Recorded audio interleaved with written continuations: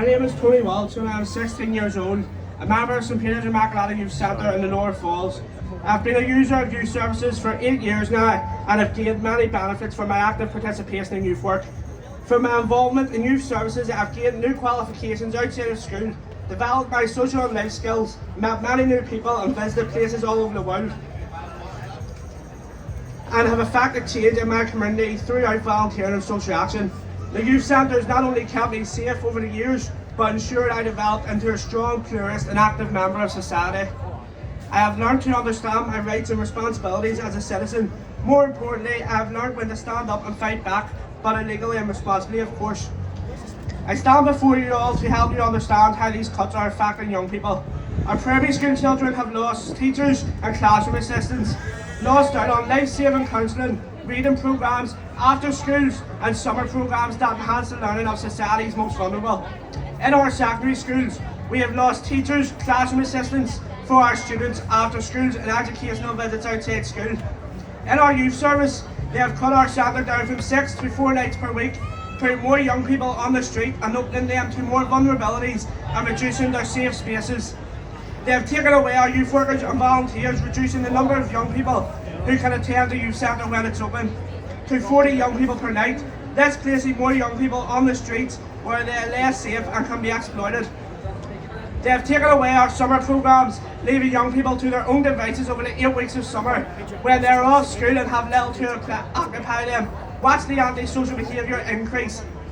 They have taken away our residential experiences, limiting our global learning experience opportunities and reducing our understanding of global issues, further restricting our abilities to grow knowledge and experiences of the world we live in. The cuts have resulted in the end of our street work, losing the West Belfast Paramedic team, who have supported young people who gather in large groups in parks, cemeteries and other hotspots across the city. This team saved lives last year, educated and prevented young people from making mistakes and bad decisions at the time they were most vulnerable.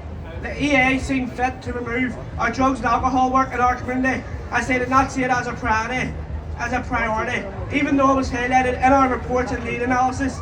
Clearly they are not a needs-focused organisation. I live in Davis and I am proud of my community and heritage, but for many years our young people have got a bad name for a few people making mistakes. Through our youth centre, we have effected change in our community where we have created orchards in local primary schools. We have painted out offensive graffiti, erected flower baskets on our homes, reduced crime and antisocial behaviour and helped pensioners with our gardens. As young people, we want to create a safer and more attractive community for our residents. The cuts that are happening now will only set back our community, and they should end now. But what of the future? The impacts of these cuts are negatively impacting our young people, have set back their educational, safety, social and personal development. This will take years to fix, and why?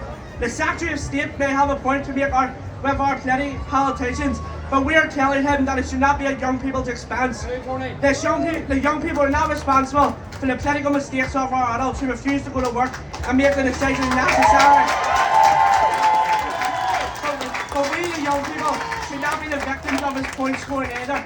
Today I represent the voice of young people from all over the country who are fed up with the lack of political progress being made by our politicians.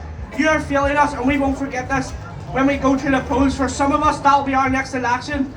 We are the voice of the future, warning you that we will not forget that you are allowing these cuts to take place. You are prepared to sacrifice our futures for your own political interest. When adults use young people for their own selfish interest, is this not exploitation? We have rights.